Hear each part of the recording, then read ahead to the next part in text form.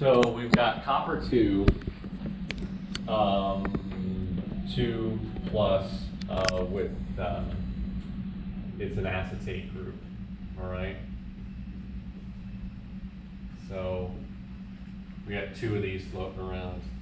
The primary chemistry is this, and the reason why we're using acetate versus nitrate or sulfate or typical more soluble salts is when we add in hydrazine, which really is just a time bomb wanting to get rid of electrons, it's the perfect reducing agent for copper. It's fantastic. So it gives away, it protonates these, the hydrogen goes to this, it protonates that, but it also goes to water. So these 2 will go to H2O.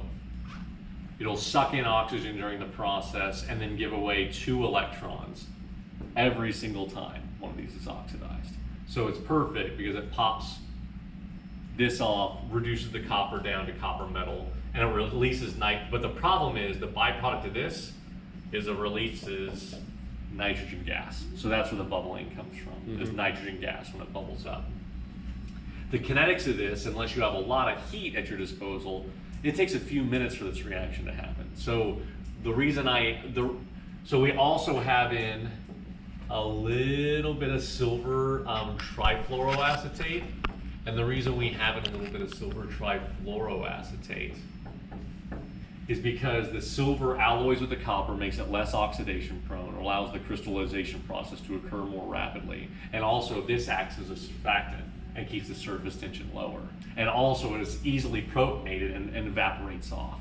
So the problem is we're creating electroless plating bath with a very, very high concentration where everything has to evaporate off cleanly. That's the big difference, is we can't just, take part A and part B of a typical electroless plating solution because nothing's going to evaporate off cleanly. The whole point of an electroless plating bath is it's a bath. You dip in a catalytically activated surface, it plates out the metal, you pull it out, all the junk's left over in the bath.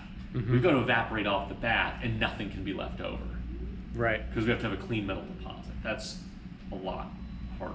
And so this also catalyzes silver and hydrazine. Silver is extremely reactive towards nitrogen, well, amines, and this is kind of an amine because of this hydrogen protonation over here. And so silver catalyzes this happening more quickly, and I also have parts per million of palladium 2+. Palladium rapidly attacks this. And so palladium helps out the copper, keeps it from oxidizing, kickstarts this reaction, and the silver also alloys as well, so you're going to have a grayish metal-looking alloy that's just producing nitrogen gas. But the problem, like I said, the big thing is everything has to be chosen in a way that all the counter ions get protonated and evaporate cleanly, so you're not left with just some random salt layer, which fucks the whole thing over. Makes it hard to solder it too. It looks bad. And ultimately, we'll actually end up, any copper that's left exposed will ultimately, copper doesn't self-passivate, it will just turn back into a salt as soon as it's exposed to enough oxygen. So it will demetallize and re-ionize basically. Copper really sucks. The only reason copper works well on circuit boards is because this is like, we're talking about a couple microns total thickness of metal. Circuit boards are like 60 microns of copper. So you can forgive a lot of weaknesses in the chemistry when there's 60 freaking microns of metal. So even though copper is a sucky metal, when there's 60 microns of it, like, oh well, the surface is a little oxidized. I've still got 59 more microns to go. When you're just talking about 2 microns total, 1 micron getting oxidized is a real problem. So that's why we have to do it this way.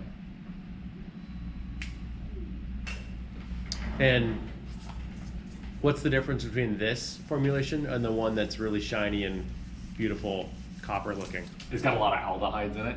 Okay. The aldehydes, number 1, are toxic.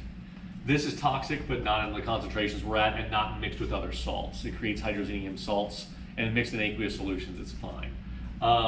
It's got a lot more aldehydes in it, which you've got to bake them off because it creates longer medium chain carboxylic acids, which don't come off at room temp. You have to goose that process along for everything to come off. So that's when you're saying you were baking it at a Yeah, low temp for 8 hours. Yeah, baking it at a low temp for a couple hours and everything came off all nice and neat. But that's just it, it's not. And it also is a slower process. The aldehyde is a cleaner depth, slower process. This is an aggressive, really, really rapid process. Okay. And we can keep doing this and plating on top and on top? This over can and go, over. because you're adding in a really aggressive reducing agent, you can go forever. What's the time that you can wait between layers? Like, what do you think is ideal? We'll still figure that out, or? That's going to be experimental. It's basically, honestly, the surface tension problem of how much liquid can you stack up there before you start losing feature fidelity. That's really the kinetic argument. Because, and also remember, it's not just the surface tension argument. You're rapidly effervescing nitrogen, which is going to change how aggressively it wants to push off that metal edge and not stay on the edge of the penny, as it were. So you've got to be careful that some of that edge is retracted before you fill it with more fluid. Otherwise, the aggressiveness of the reaction is going to push it over. It's going to start spilling in the porosity of the paper. Okay, so then our traces connect. Yep. Yeah, is And that then you got a real gonna problem. limit our resolution too much? Like, what's the most? He's just basically saying you have to wait between plating layers. Yeah, If we look at what we've got here, is it done, or You got the did heat you never gun? finish? Still bubbly. the heat gun is over here. I take that one. But that's the entire premise.